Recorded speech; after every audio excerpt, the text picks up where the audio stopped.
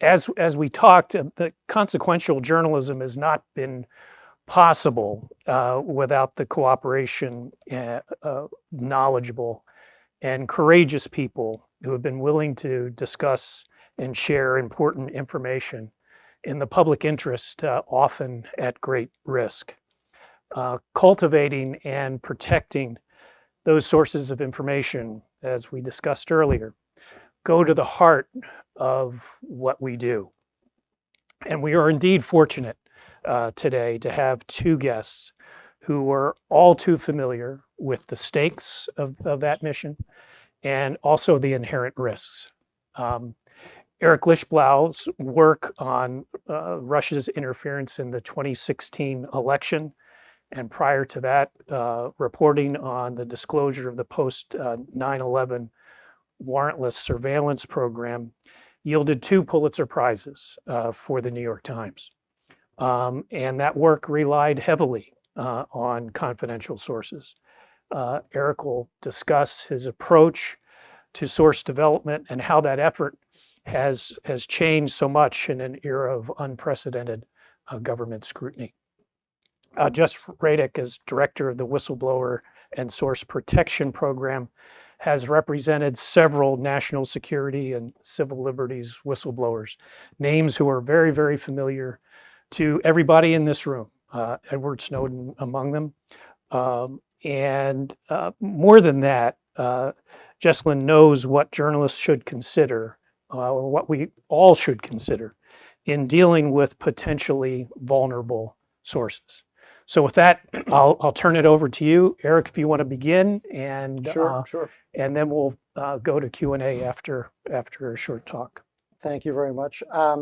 Well, talking about sources, so the relationship between reporters and sources is really a sacred trust, and especially in Washington. I think, I know you're all working in Washington at the moment, so you probably already have a sense of this, but Washington reporting is so different than other places in terms of the barriers that are really put up to journalists just trying to get basic information, where you're dealing with flacks who won't be quoted by name, and off the record background briefings where, you can only say the agency, and bullshit, to be honest, that you don't have to put up with anywhere else. Kevin and I worked together at the LA Times, and I think any reporter, as probably some of you did, coming from another city or a small town or another country even, coming to Washington is really a sea change in terms of all the guardrails that the government puts up to effective reporting. So when you can develop those confidential relationships, that's really just gold in Washington,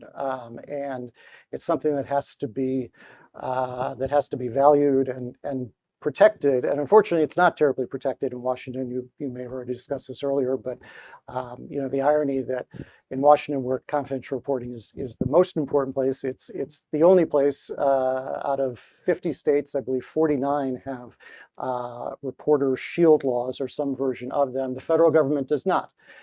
They've been talking about that for years. I remember there was a point, probably 10 or 12 years ago, whenever Earl Inspector was still alive and he was pushing this, when they were going to do that, never did. So in almost any state, when I was at the LA Times, I remember the only time early in my career I had to get actually on the witness stand to talk about some material I got and some tapes I got in a criminal case.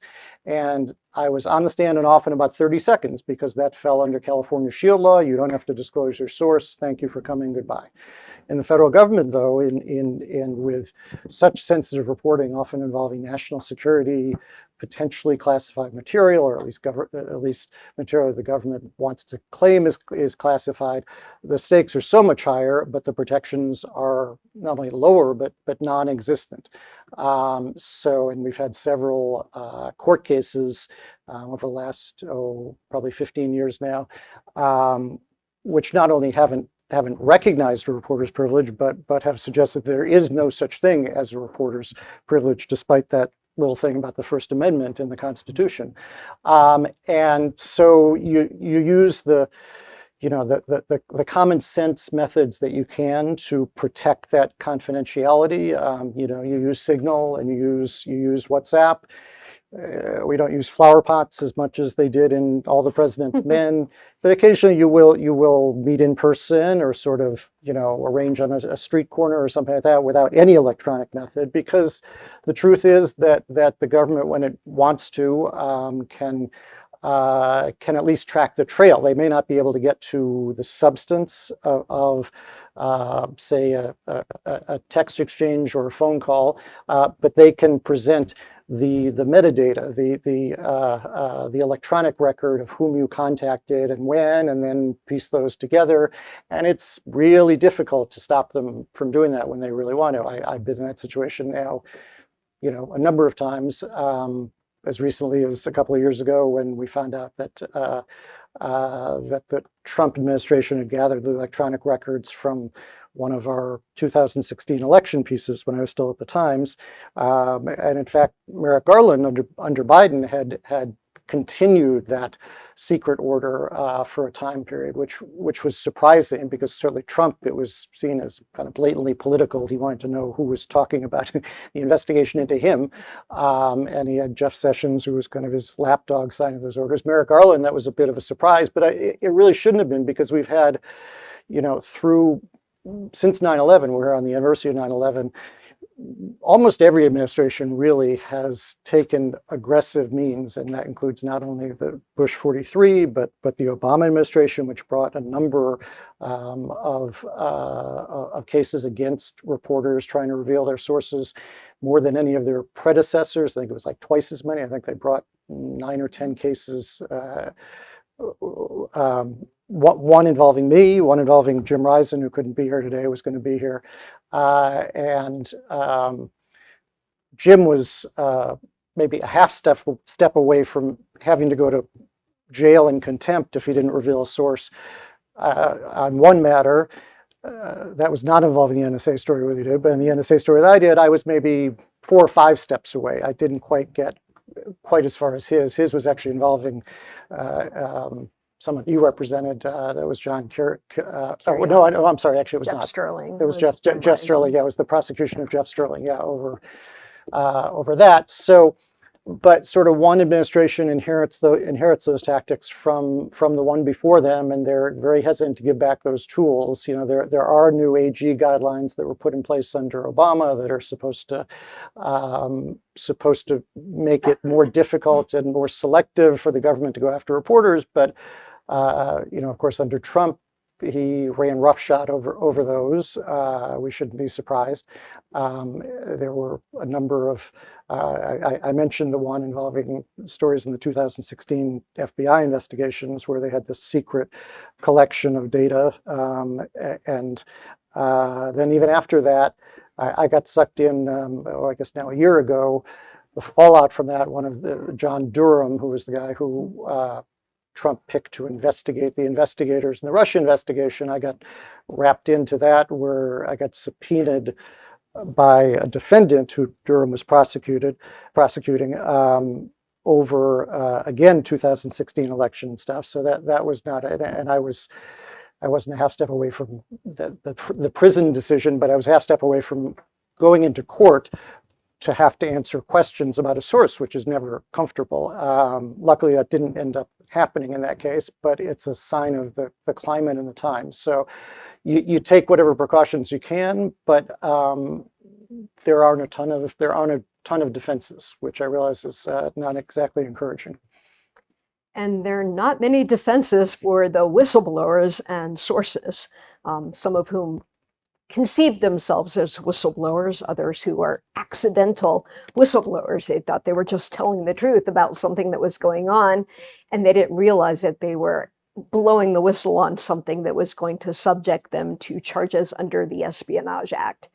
The Espionage Act is this ancient World War I era law that unfortunately President Obama, who was elected on a platform of transparency and supporting free speech, used and dredged up this old ancient law to use against people who were suspected of being sources. And it's a very draconian law, because there is no defense. You can't say, I spoke to the paper, but it was about a matter of public interest that the government had lied about. the people who've been charged under it have revealed torture, secret surveillance, and war crimes. The most recent person, I know he's controversial and I'm not a fan, but Julian Assange is he's about to be extradited here to face Espionage Act charges because of publication, not because of anything he did with Russia, but because of his actual journalistic activity. So this pernicious law has continued to be wielded against whistleblowers, and I've had multiple clients go to prison because they were considered to be journalistic sources. Daniel Hale is still in prison right now. He had blown the whistle on the drone program, and even the court papers say he had gone to The Intercept, to Jeremy Scahill, and they used all of that information against him. And it puts reporters in a terrible position because they feel like if they have to confirm or deny that someone was a source, that could help, like with Sterling, by saying, oh no, he wasn't my source. But then again, it would point the finger at all the other people in that universe who could have been sources for the Merlin program articles that Sterling was the subject of. But you're like the front end in terms of explaining source protection. A lot of journalists are not that good at explaining it, or there's so many different permutations of off the record, on background, on deep background, that I really, from this end of it as a lawyer, feel like you need to explain to people what that means. People are, even if they've been a source before, they're unsophisticated actors. If they're coming to a journalist, most people are not up to date on what those things mean. They've seen it in a movie, but they don't know what it actually means. And so I would hope that most reporters would be responsible in explaining that. And so Eric's on the front end, and he does do that, I know personally, but I'm on the back end of cleaning it up when the person then gets charged under the Espionage Act, and literally, at best, they will just be fired and bankrupted. And at worst, they end up in jail or in exile. But it's a very draconian law, and you can't raise any defense. It's strict liability, meaning, did you leak or did you not? And if we determine that you did, even if it's just circumstantial and based on metadata, like in Sterling's case, that is still enough to convict you.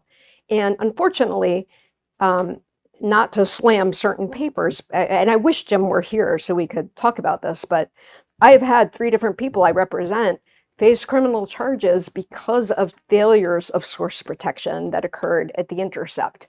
I don't think they occurred deliberately. I think they were just sloppiness. I think part of it was on the whistleblower's part. They could have technically been more careful, but you shouldn't put that onus on some 20-year-old who's trying to blow the whistle and has no idea how this stuff works. In one case, tell them in one case, sending the actual Yes. piece of paper that allowed them to trace it. Yes, For The those who may Intercept. not know about that, Yeah, in reality, Winner's case, the government, I mean, the newspaper wanting to get confirmation sent the actual leaked document not a copy.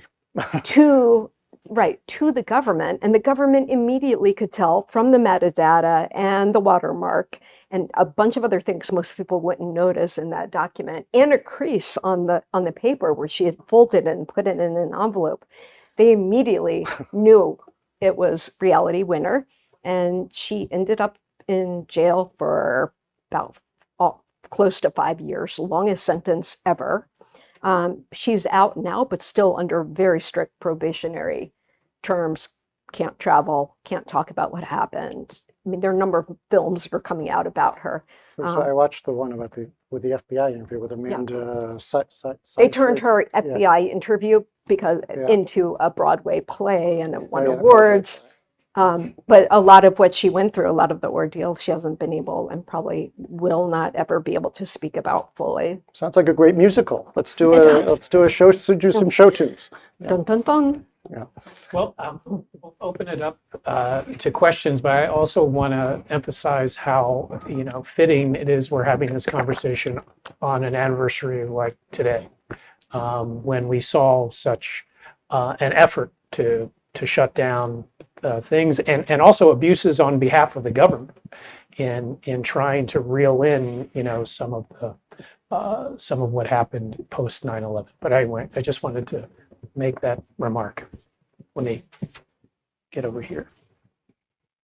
Interested to hear you talk a little bit about building trust with your sources on the sort of initial end. I mean, I assume, sometimes people might be coming to you with some sort of information, but I assume you also do a lot of outreach, and you're talking to people who theoretically might be breaking the law if they talk to you about certain things. And so how do you do that outreach? How do you make them feel comfortable and like they can tell you something without, their identity is being revealed?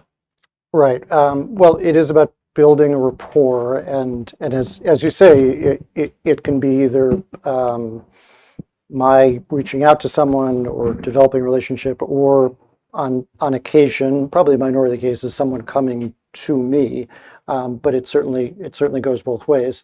And there's usually kind of a feeling out process where you may start just on a strictly off the record basis, like this isn't going to be published in any way, shape, or form until we both agree that we can take the next step. It's a bit of a dance, and of course you need to be able to confirm what they're saying. I mean, people can come to you with all sorts of stories, and you need to be able to separately sort of validate their own pedigree and their story.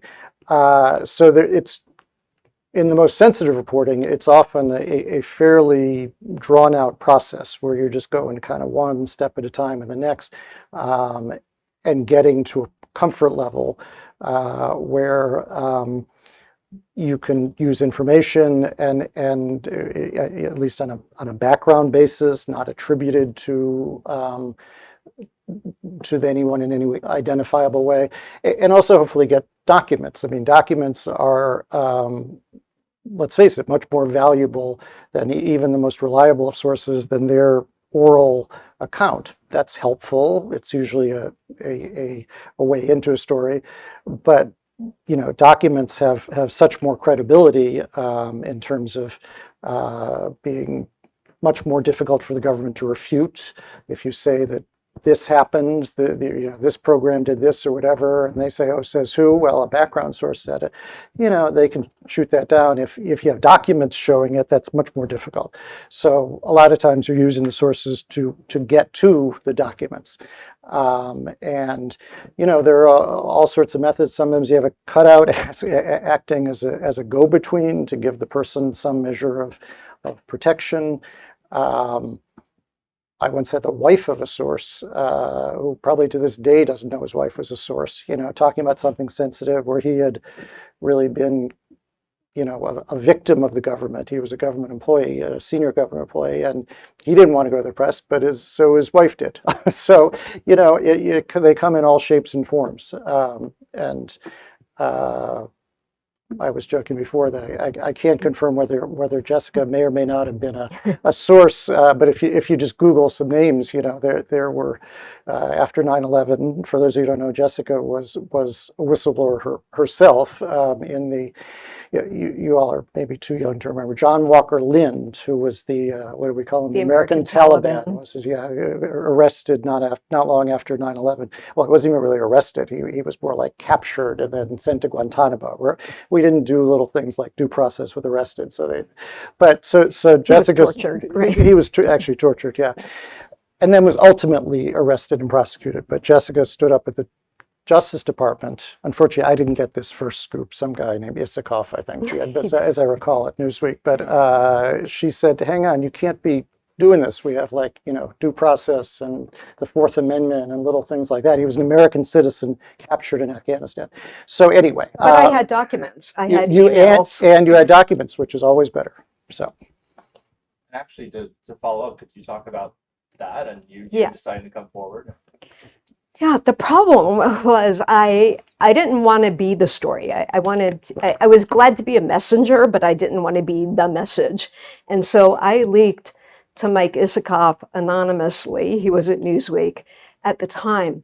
But we're talking back, I know you guys can't remember. My kids are like, what did you guys do before there was an internet? Right, Like they that's can't crazy. even conceive it. But back then, the internet was just this brand new thing. Most people didn't, maybe they had a modem in their office, maybe they had a dial-up modem, but people were not on the internet. And Newsweek had a new digital platform. And so when the digital platform put up the story, they published my emails in full with my name. Oh, I know. I forgot that part. So that, Really? yes. Oh, wow. So That's worse than The Intercept. yeah. So Wow. so that totally burned me as forgot a that. source. So after that, yeah, I was put under criminal investigation and referred to the state bars in which I'm licensed as an attorney and put on the no-fly list. And it was years and years and years of retaliation. And back then, the government hadn't kind of come up with the idea of, oh, they couldn't figure out what law to charge me under because there wasn't one. But then eventually they figured out they could use the Espionage Act, and I'm lucky they didn't use it against me. But by the time it was 2010, they did start and used it against Tom Drake, who was an NSA whistleblower. I'm sorry. And Jess was at Jess was at the Justice Department at that time in the ethics office, ironically. So we're Right. standing up for the principle that this guy, he was an American who sort of wandered off to Afghanistan, and that his family had gotten him a lawyer. And as I recall, you said, "Hey, I think you need to Mirandize him."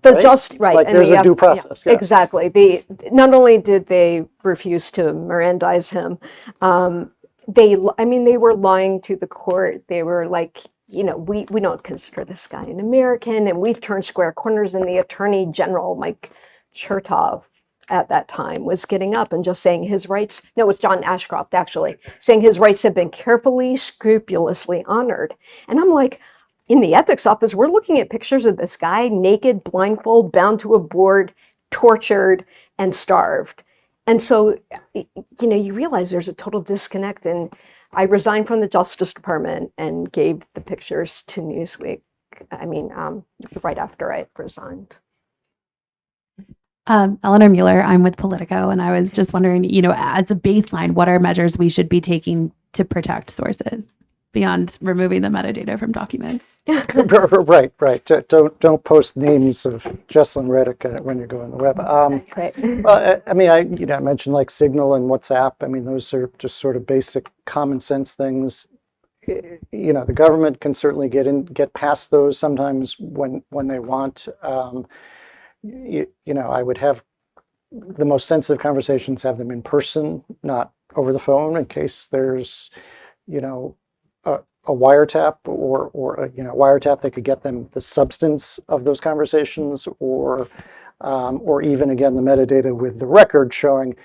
I mean, this happened with the case that I almost had to appear in last year, where if I remember right, they could show, oh, you had a conversation with so-and-so for 18 minutes. That wasn't just a 30-second voicemail, they can get something from that if they really press you. So better to have them in person,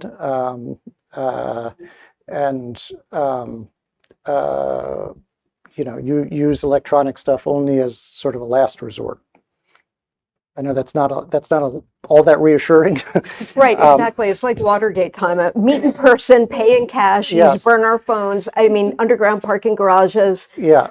I hate to say that, like with all the amazing technology we have, even though we have Signal and apps and stuff like that, Yeah. people are getting convicted on metadata alone. It's a cat and mouse, and yeah. the cat has a lot more power than the mouse. What about recordings? How does that, how are those usually, like, would Otter or something like that be something that could potentially be used against a source? Yeah, I wouldn't record a sensitive conversation. There's just too much risk that could fall into the wrong hands. If they get your phone, that's probably going to be physically on your phone. I remember just a couple of years ago, I went to the FBI for an interview, and for the first time ever, they said they had just revamped their security. And I'd been to the FBI building many, many times, and This time though, they asked for my phone. They said they needed to run my phone, and I was like, "What? What are you talking about?" And they said, "Yeah, we have some memo here." And for whatever reason, I don't know, stupidly, I was tired of it. I gave them my phone, which I regret to this day, because God knows what they did with that. I mean, I'm sure that's through every, FBI database there is in terms of mirroring and imaging and all this kind of stuff. But if you have a recording, that's going to be on your phone. If your phone is seized, if you're traveling internationally, like with the Snowden stuff, I guess it was, where the reporters didn't even bring phones, because if you're out of the country, traveling back in the country, DHS can image your phone on the way in without any notification or anything like that. I would say that's too big a risk to take, unless there's just some overriding reason, and you can put it like on a cassette tape and then like bury it in your backyard or something. But if it's on your phone, it's not that hard for them to get at. Take notes and learn shorthand. Yeah. How do you weigh that against, and this is my last question, but protecting yourself as a reporter? Someone told you this insane thing. They said it in person. There's no recording. Maybe you wrote it down on a piece of paper. I don't know. Read back their quotes. I mean, often when journalists have done stories with clients, I mean, they've called me as their lawyer and the client and been like, is this quote accurate? Did I get this right? Like or the editor does that in the fact check before publishing, depending on the outlet. And I know the more obscure the outlet, the less resources they have to do that kind of thing. But I think you'd be like, look, this is what I heard. I just want to make sure this quote is accurate.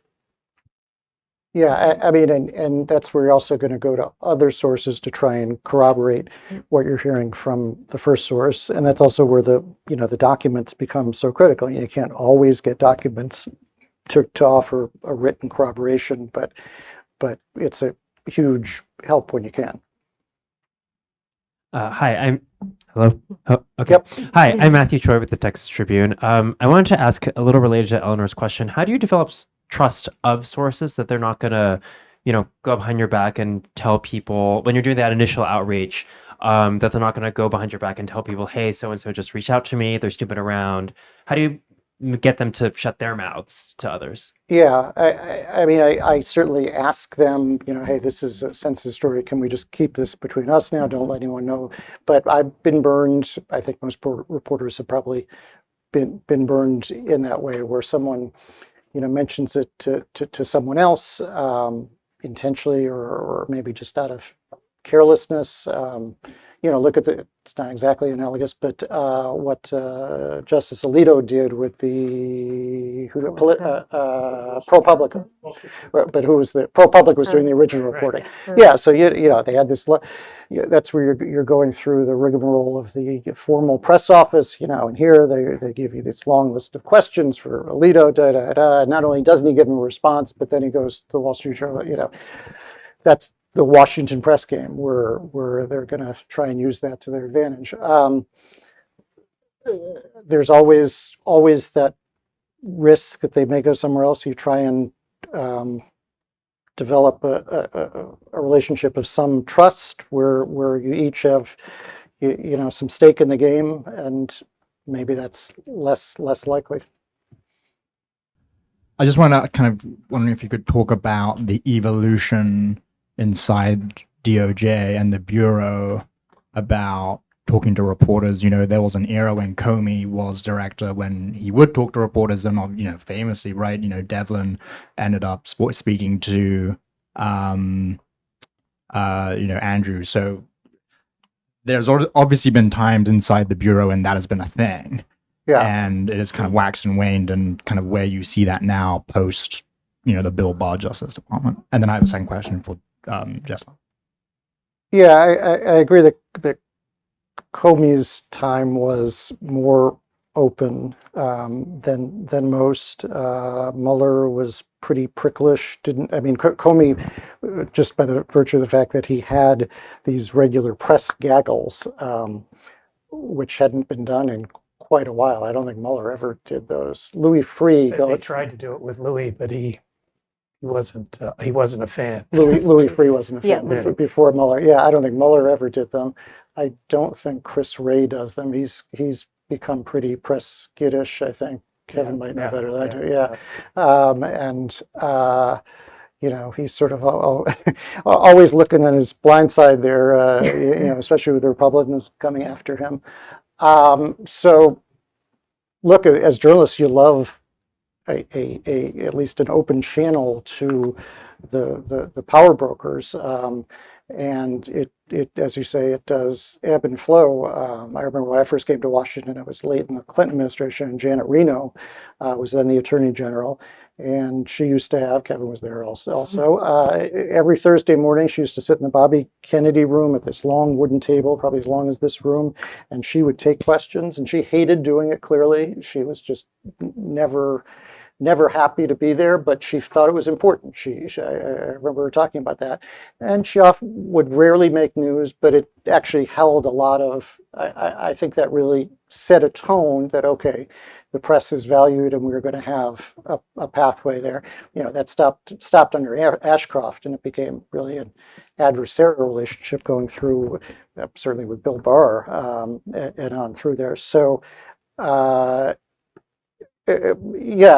think it does. It reflects the personality of the office holder and also of the administration and their view to the press. I mean, do you think it flows down to the senior politicals and non-politicals? Do you think if you have, I don't know, a DAG like Lisa Monaco, who isn't, the most press-friendly DAG, do you think her associates go, well, in that case, we can fill the void and do the messaging for her? Or do you feel like, maybe the DAG's not a good example, maybe like the, NSD, where, I think usually the lower downs are going to follow the tone of the senior person, and if they sense that person doesn't want people talking to the press, they're not going to take the risk unless they have something, But there's also this culture of authorized leaks. Yeah. I mean, the biggest leaker is the U.S. government. You read the New York Times, Washington Post, every day there are multiple leaks that you are reading. They leak information all the time off the record. Someone who is not authorized to speak, and so we give them confidentiality. You see that line every day. So they're the authorized leaks that people know.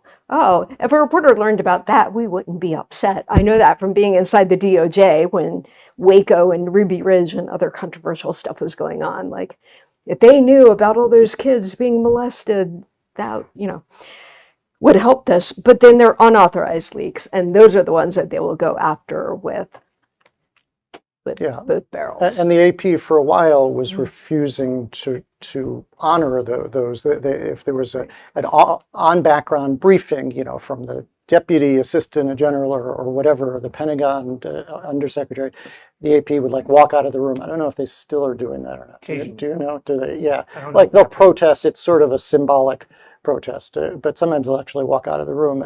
But it's just it's a game that they play, and it allows them to control the pipeline of information, but not necessarily put their name behind it.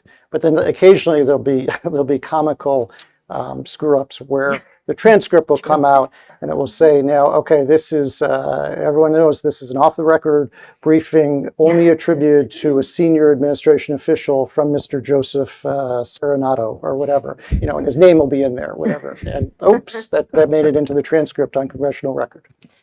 And then my last question really was Jesselyn. I mean, it's just interesting because obviously you were in the department. Could you maybe talk a little bit about how you would feel about a reporter reaching out to you? I think, for instance, I think various U.S. attorneys' offices, I think maybe the AUSAs are fine with LinkedIn, right? But then it's a bit of a different story about Main Justice, and especially being in the ethics office. If you, for instance, if you had to redo the whole Isikoff thing again, or if, let's say, if Isikoff reached out to you and said, hey, we heard about this, whatever, what would be, in your experience and in your colleagues, the best channel for that? I mean, normally our normal response would be call the press office. DOJ has a press officer and a press office, and that's what they do.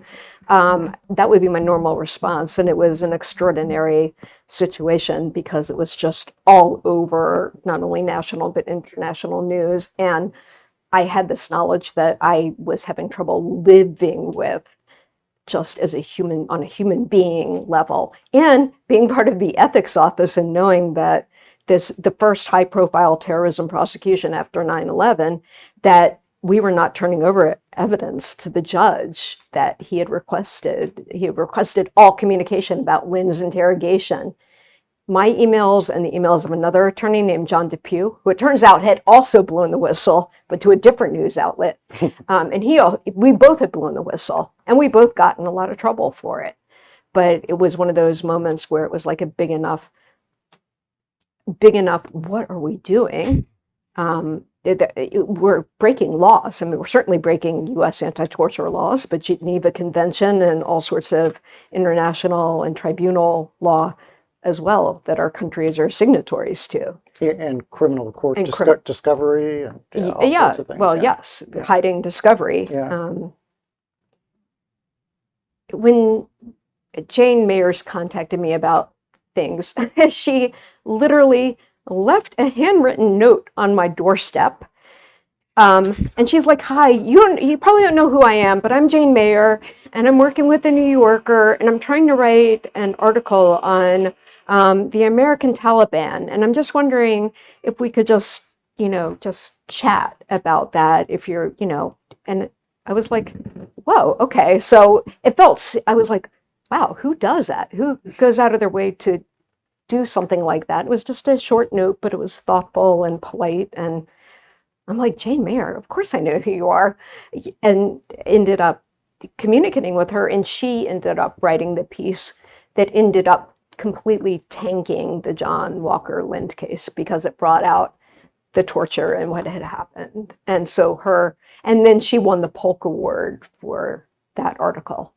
And so later I went to her, when I was later an attorney representing whistleblowers, I went to her about the Tom Drake case, and she did an NSA a whole New Yorker cover story called The Secret Share about Tom Drake and what he had revealed and how they thought he was a New York Times leaker, which he had not been, but he did blow the whistle on a bunch of other malfeasance by the NSA.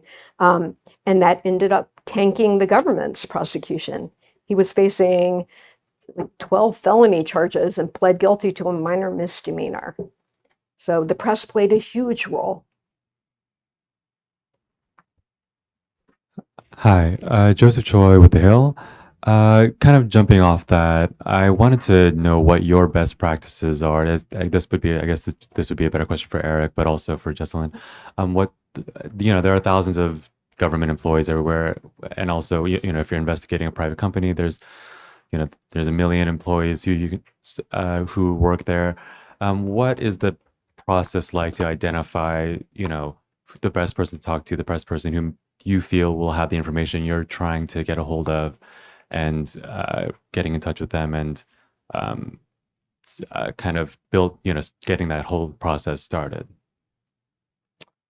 Yeah, it depends on the situation and what type of organization we're talking about, but LinkedIn can be a great resource for that, where a lot of times people will list not only their positions, but programs they worked on. Sometimes they'll even say, I worked on this classified program. I'm like, oh, okay, thanks.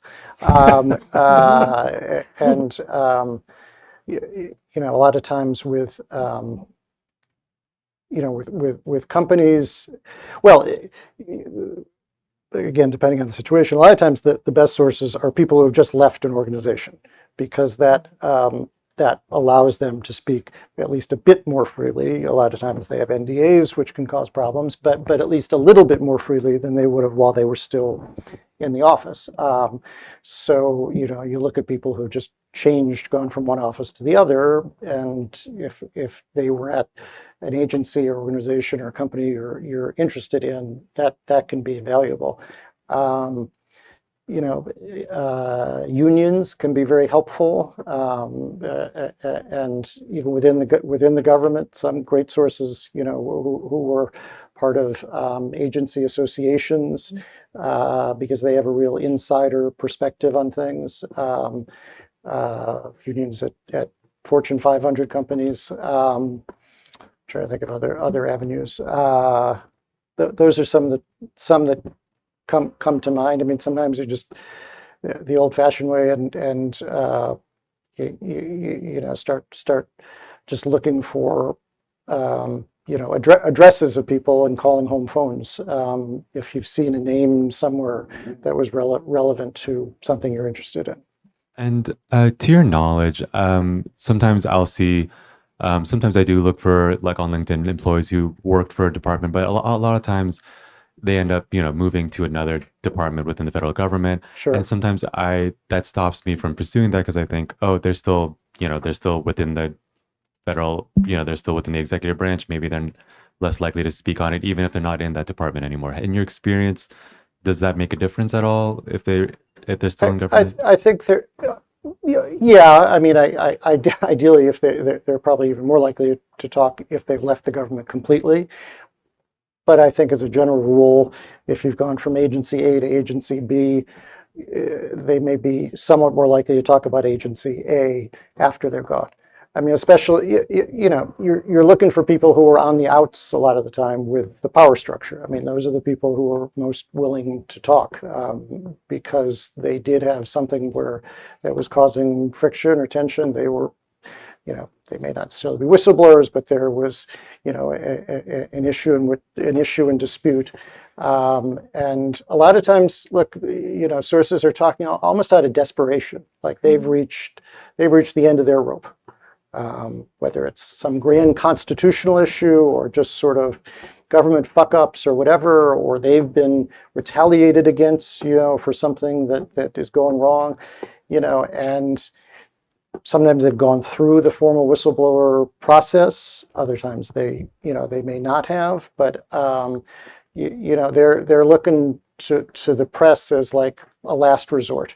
Like, I've tried everything else, and they're sort of, it's a big step for a source to go to a reporter without authorization these days, even more so. And to piggyback off something that Jesselyn said at the very beginning, as far as like, how dangerous it is to say, well, rule out source. Well, he wasn't a source and he wasn't a source. That's what the government started to do, and that's become routine now in these investigations. Now, in the Scooter Libby investigation during the Iraq War. Where they made everyone sign forms, the claim waiver, they're called, right? So it's called, yes, the claim waiver, where basically they made everyone go and say, I was not a source, I was not a source, and the last man standing who refused to sign that happened to a source of mine, is like, well, if he signs that and that's not true, then that's a criminal offense. And that's become the routine.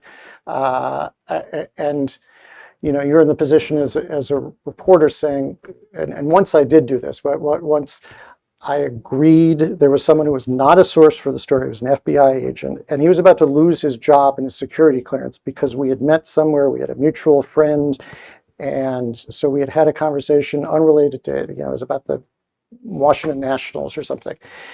And his lawyer went to my lawyer out of desperation and said, like, he's about to lose his security clearance. Will you say that he was not a source? And it's like, oh, geez, we play this game now. So like, okay, then what are they going to ask? Is that person not a source? Is that person not? And then you get to the person who maybe was a source.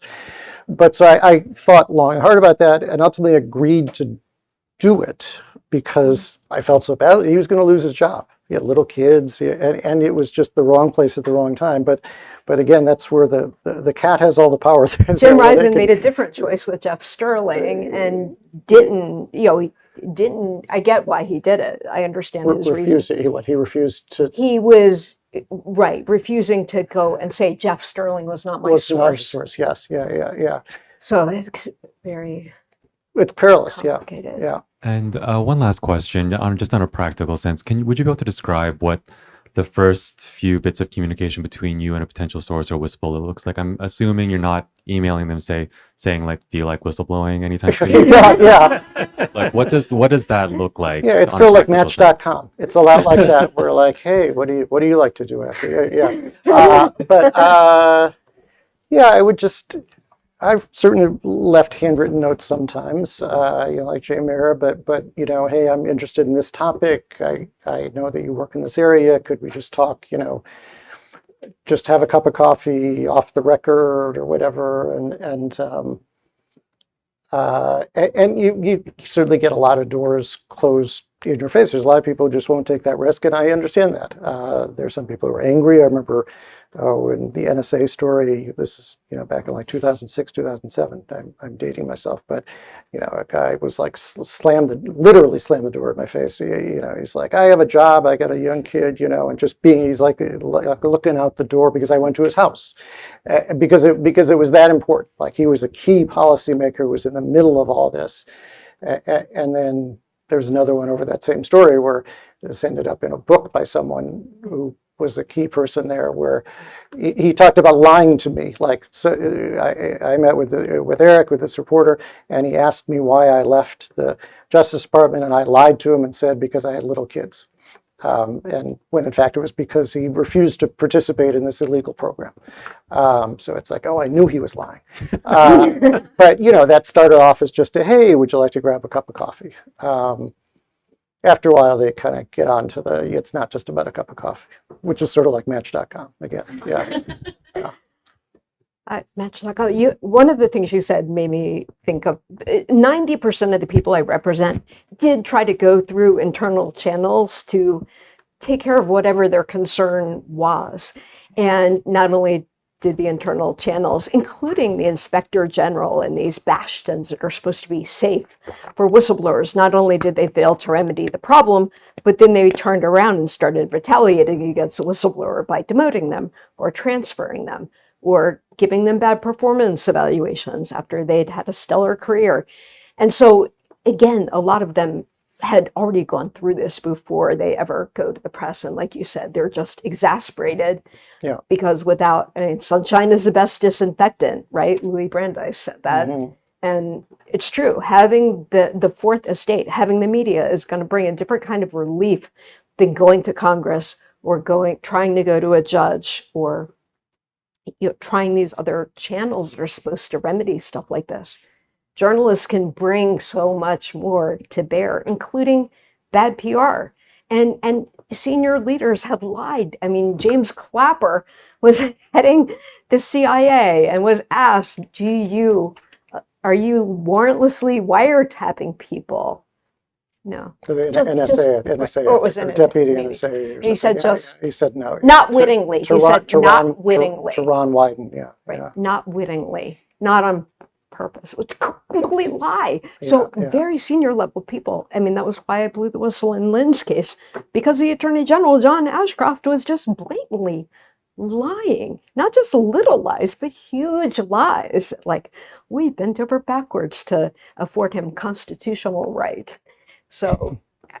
And I guess another point, a lot of times in the cases where a potential source or whistleblower comes to the reporter, it's because they just happen to see your name in a story Tuesday or whatever. It's not like they've cultivated sources. They don't really know. Reporters are like sort of a foreign creature to them. They don't generally deal with reporters. And like, if they may think, gee, maybe I may go to the press, but they have no idea who to go to. And a lot of times it's just keeping your name out there, writing about stories on a particular issue. Like at the time of again, I keep coming back to the original NSA story. I was writing about the Patriot Act ad nauseum and writing had some scoops on that or whatever. And, one source in particular, but there are a couple, like, it was just sort of the name that came to mind. Let's see, who would I go to on this? Oh, well, I see that this person is interested in that issue. And, they don't know you personally. They just know, oh, you've written about that topic, maybe that's the first person they'll try. So the lesson there is just if you're interested in a topic, just keep writing about it and get your name attached to that issue. I think on Twitter, some journalists have put like the beat that they cover. They put like national security, human rights, whatever, like some of them, or just electronics, and like they've kind of listed it out as a sort of make it a little bit of course, easier. now in the last 5 or 10 years, now news organizations have dedicated encrypted tip lines, which you didn't have before. I mean, now it's like here, come leak to us. Secure drop and setting up every news outlet. That certainly didn't exist 10 years ago. Hi, I'm Jillian. I'm with McClatchy. Just very simply, let's say, and this is a hypothetical, I'm not asking for actual legal advice. You're subpoenaed. You have records and documents, maybe that display who your source is. No shield law, federal, whatever, federal court. What do? You want to protect your source? Maybe talk about Try Oh, to uh, some of the quash actual the subpoena. instances. Call Bruce Brown at Reporters Committee for Freedom of the Press, colleague, and tell them you need them to do a motion to quash the subpoena. I mean, that's what I would try to do. I've seen this happen more and more, even though it's usually, I mean, it's happening more just with tech, like Twitter getting subpoenaed, things that are quasi news, these multi-digital platforms getting subpoenas for that kind of thing and for records. But yeah, I would do a motion to quash ask your legal people to do a motion to quash the subpoena, and then at least they would have to litigate that before trying to get anything. Yeah, you certainly would want to fight it, and even if your lawyers aren't completely successful, you oftentimes can succeed in narrowing it, where usually it's the government speeding, and not always, but they'll ask for the moon. They want all records pertaining to blah blah blah blah blah, and in the end, you may be able to narrow it down to a much smaller basket of information, just by fighting it. Yeah. And then as a follow-up, I've gotten the advice from people within my company, keep it all or destroy it all regarding notes, whatever you have. What do you both think about that advice, and is there like an alternative that you would view? Yeah, I usually get rid of it before there is the potential for a subpoena. Or one time I did get a subpoena, and I honestly thought I still had some stuff, and somehow in transition I lost it. I mean, I know that looks like I was lying. Oh, he lost it, but I really did. Like what the fuck did I do with this stuff? I know I had a box. I don't know. And then there was another time the opposite happened, where there was no subpoena, luckily. But then I realized I had boxes and boxes of stuff I thought I'd given back to the person, and like shit. So those I wish I had lost. But generally I would get rid of them. Yep. I return boxes to clients with all their stuff after it's over, but also luckily I have an attorney-client privilege that's more robust than any reporter source That is true. privilege, so that can help. But that's also another reason it's been helpful. Once in a while someone comes to us and says, I want to be a source, I want to talk about this, or I know about this, but I think I might get in trouble if I do that. And it doesn't happen often enough. I'm like, go to a lawyer before you leak, not after you're being retaliated against because you leaked. Usually people don't go to you up front, but sometimes they do, and you can help them get the information out in a safe kind of way. And if I'm at a meeting and I invite a reporter because that person wants to talk to a reporter about it, at least it can be imbued with some layer of privilege. Kirsten Garris, Cox Media Group, and you kind of actually led into my question. Jesselyn, what made you say, okay, I want to go to Mike Isikoff for your situation? What about his reporting or him as a reporter made you say, okay, I trust him? I don't know that I trusted him. I went to him because Or not. he was towing the government's party line, and it was so many sleepless nights, and he's like, well, the government says it carefully obeyed John Walker Lynn's rights and went out of its way, and it literally just called him up and was just like, they're full of shit. You know this, right? and he, of course, was like, do you have any documents? And I was like, I do have documents, but I don't want you using my name, and I don't want you publishing the documents. But then, and back in the day, I faxed them to him from like some Kinko's in a totally different part of DC. That was as cloak and dagger as it got, but it was because I'd reached out to him, and I have reached out, like on Twitter, when someone writes, like whistleblowers I've represented in the drone program. It's because the US is like, oh, we didn't accidentally drop a drone on anyone. And then the next day there's like a correction, like, oops, we did drone that person, because I represented whistleblowers who've had me go forward and say, Even if it's just a tweet saying, yeah, this is completely false. Like, you know how to reach me if you want to chat. And then they have, without creating too many breadcrumbs to tie it to a whistleblower. But it's often people getting outraged because they see government talking points being regurgitated. And it's important that reporters be watchdogs and not lapdogs of the government. I do think for too many of them, access journalism is, it's great to have your sources in the government, but it's not good to trade that access for not listening to the little guy. But that's interesting because in that case you went to Isikoff because you thought his stories were full of shit. Yeah. See, I would have thought it's the opposite. I would have thought you come to the one that He was the you only think one is the closest to the truth. He was but the only one writing about All it right, though, and it okay. was so blatantly like So John just Walker. write bullshit, and then they'll come to you and say, "No, you're wrong. Here's why." Yeah. And I guess to that point now, you mentioned, this is my last question, that if someone comes to you saying, hey, I want to be a whistleblower, you might invite a reporter. What kind of reporters do you look for? Or, what stands out to you as like, okay, this reporter is, doing the extra work, is that watchdog? Yeah, they're very few, and usually it's because they have like a proven track record. I mean, I've reached out to, I don't want to get too specific, but to journalists, one with McClatchy. I've reached out to the New York Times, reached out to journalists with whom I've developed a relationship of trust. And depending on what their beat is, like if I realize, this person at the New York Times is consistently covering the drone program and kind of the bad reporting that's coming out about civilian casualties, I think this person's would be the logical person, but I can feel them out as a lawyer ahead of time and see if they, I have a source who knows more about that strike that occurred, even when I have sources who are in Afghanistan who know more about it. What is their interest? What would be their interest in covering that? What kind of protection could they give? But not on this side, but certainly in Afghanistan, people can lose their lives for being a source, and have a serious conversation about that.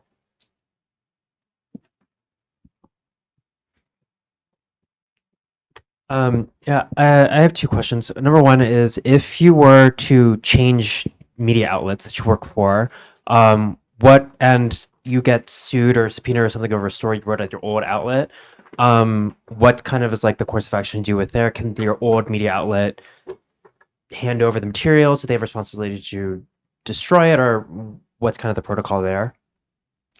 Well, I've been in that situation. So the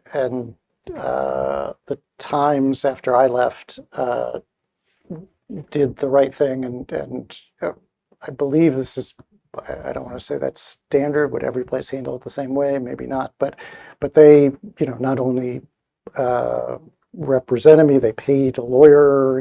This is the subpoena last year.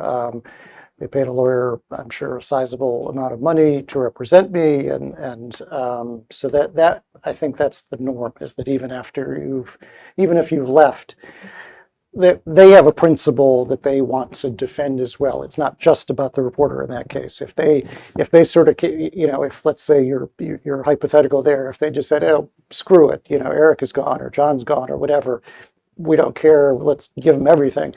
That's going to come back to bite them the next time, because the government will say, here, they waived the privilege here. Why shouldn't they waive it every time? So they have an interest. Certainly the Times did, and I don't think that's unusual what happened with me, that they would stand by the privilege and the reporter and the work afterwards. But in contrast, and it's not analogous, but The Intercept ended up being the keeper of all the Snowden documents. And then recently they just were like, we can't afford to do this anymore. We can't afford to just house the documents, including some communications. And we were all freaking out. Like, oh, I didn't realize that. Yeah. So what'd they do with it? I am not sure. Glenn resigned in part over that. I mean, that was when they had a big shakeup and fallout over that decision. And I can't go further in what I can say, because certainly. So you don't know where the Stone documents are? So it's all in limbo. Huh. I They're, didn't know that.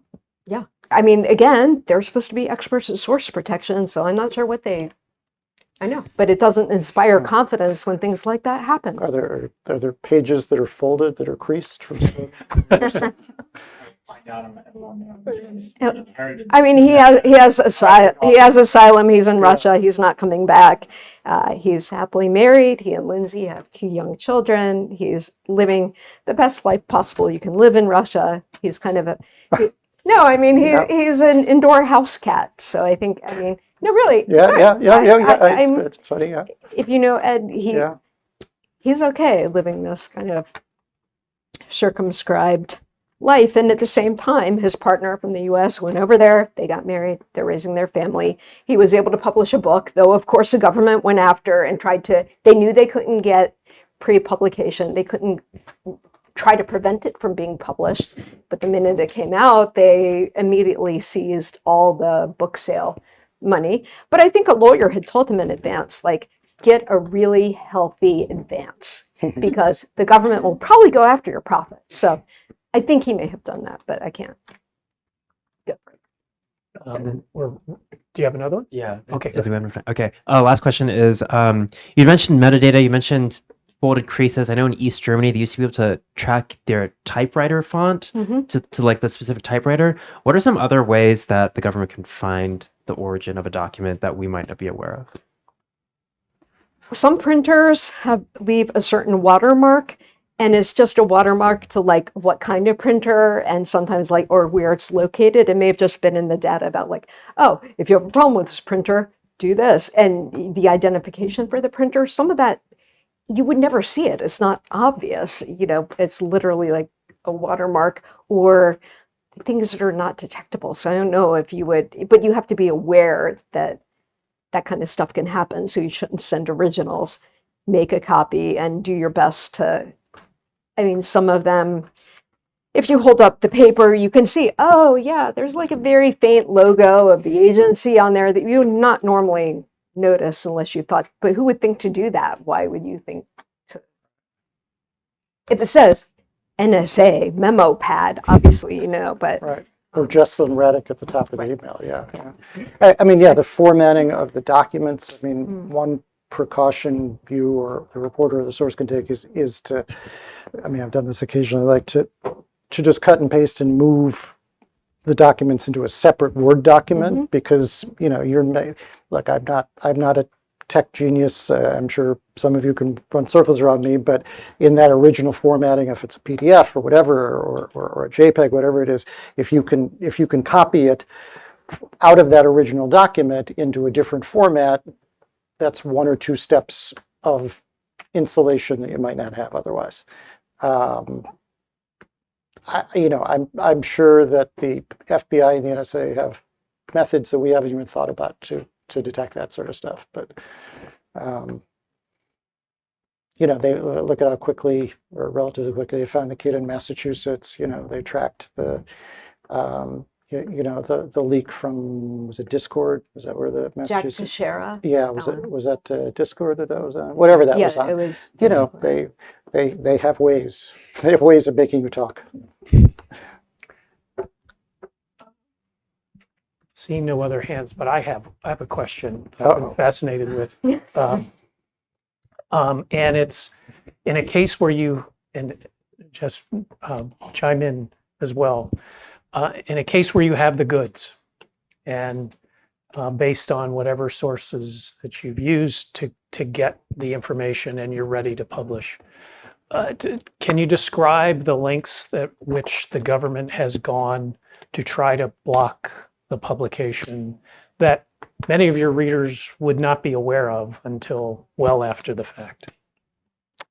Sure. Well, the biggest one that I was ever involved in was again the NSA story that finally ran in 2005, but that story held for 13 months because the White House under Bush had pushed successfully the first go around to have that story killed, and it really mounted like a full court press with all sorts of not just pressure but misstatements and lies. And then the paper eventually, the editors decided not to run it that first time, and then eventually reconsidered through a whole long series of events, one of which was Jim, who's not here, threatening to put it in his book if we weren't going to publish it. And then even that second go around, they went through the same, not quite as full court of press, but a pretty sizable pressure campaign to kill it the second time.